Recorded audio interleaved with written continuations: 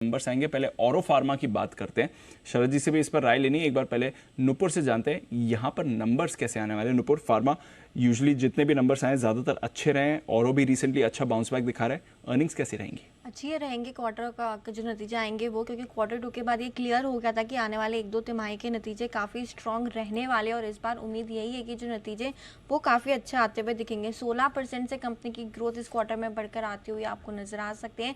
कामकाजी लेवल पे मुनाफा देखें तो 64% की ग्रोथ हम यहाँ पे लेके चल रहे हैं।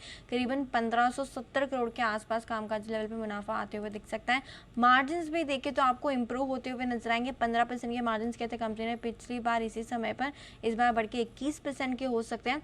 और मुनाफा भी देखें तो आपको 85% की ग्रोथ यहाँ पर भी आती हुई नजर आ सकती है। 900 करोड़ का मुनाफा यहाँ पे लेके चल रहे हैं। कंपनी के काफी सारे प्रोडक्ट्स को अप्रूवल मिली थी, जिसका जो इम्पैक्ट है वो इस क्वार्टर में आते हुए दिखेगा। दूसरी तिमाही के भी नंबर्स अच्छे आए थे और उसके बाद से हमने एक रनअप देखा है स्टॉक में, और इस बार और तभी क्लियर हो गया था कि आने वाली जो 2-3 तिमाही है वो अच्छी रहने वाली है कंपनी के लिए। अमेरिका से जो आए हैं उसमें भी 32% की ग्रोथ लेके चल रहे हैं। यूरोप की आय में करीबन 13% की ग्रोथ आती हुई दिखेगी। रेवलमेंट के लॉन्च के बाद यहाँ पे जो ग्रोथ है वो काफ़ी इंपॉर्टेंट रहने वाली है। नज़र रखनी है पेंजी के जो रैंप अप की बात चल रही है, जो प्रोडक्शन को लेके बातें चल रही है, उस पर मैनेजमेंट की कमेंट्री काफ़ी इंपॉर्टेंट रहेगी। तो उम्मीद तो यही है, औरोबिंदो फार्मा के नंबर्स काफ़ी स्ट्रॉन्ग रह सकते हैं क्वार्टर 3 के। ओके, तो ये है आपके लिए औरोबिंदो फार्मा, अच्छे नंबर्स इसके रह सकते हैं। शरद जी, कोई राय सर? बाकी फार्मा में अच्छी परफॉर्मेंस रही है, क्या औरो भी वो रेप्लिकेट कर सकता है?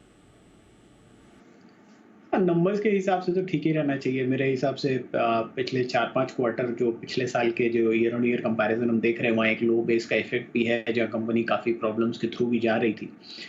बट सिक्वेंशियली भी नंबर्स ठीक ही रहने चाहिए हमारे हिसाब से। और वैल्यूएशन वाइज अगर आप देखें तो मुझे लगता है 15 से 18% growth company regularly clock in कर लेगी। 25 के नंबर्स में ऑलरेडी हमने काफ़ी बड़ी री रेटिंग देख ली है, नीचे से कितना 7-8 रुपए शायद री रेट हो गए नंबर्स ऑलरेडी। तो आप ये उम्मीद कर सकते हैं कि FY26 में 70 के आसपास की अर्निंग आएगी, 70-72 के आसपास की। 20-22 का मल्टीपल तो आसानी से कंपनी को मिल सकता है, अनलेस एंड अनटिल कोई यूएसएफडीए का इशू नहीं आए और कोई कॉर्पोरेट गवर्नेंस इशू नहीं आए वापस से। तो मुझे लगता है अगर आप लॉन्ग टर्म इन्वेस्टर हैं तो आप 1300-1400 रुपए तक के लक्ष्य की उम्मीद कर सकते हैं स्टॉक में। से 40% की अपसाइड दिख रही है शरद जी को, जहां तक औरोबिंदो फार्मा का सवाल है। एक बार विश्वेश जी से जरा चार्ट पर राय भी ली जाए। विश्वेश जी, देखें 1000 के ऊपर है औरोबिंदो फार्मा, अच्छे मोमेंटम है इस समय, जरा राय दें सर इसके चार्ट पर एक बार। मेरे हिसाब से दीपांशु, जैसे शरद जी ने कहा, स्टॉक डेफिनेटली मूव किया है। अगर आप इसका 2023 का लो देखेंगे तो 400 के आसपास था और वहाँ से 1200 गया।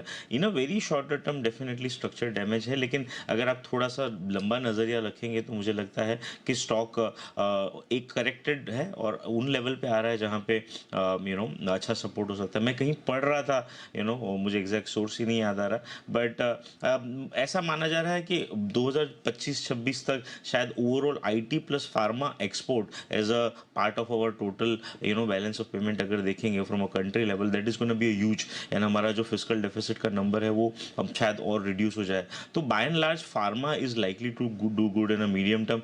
टेक्निकली अगर मुझे पूछो तो मुझे लगता है कि इसका अगला सपोर्ट 960 की रेंज में है, which would be a very safer. But अगर एक बार के लिए 1050 के ऊपर जाता है तो मेरे हिसाब से ये शॉर्ट टर्म ट्रेंड भी रिवर्स हो जाएगा। सो थोड़ा ट्रिकी है नेगेटिव शॉर्ट टर्म, लेकिन ओवरऑल मीडियम टर्म, तो अगर आप मीडियम टर्म के लिए देख रहे हो तो शायद एंट्री कर सकते हो, अदरवाइज मेरे हिसाब से नीचे मिल सकता है। परफेक्ट। ये आप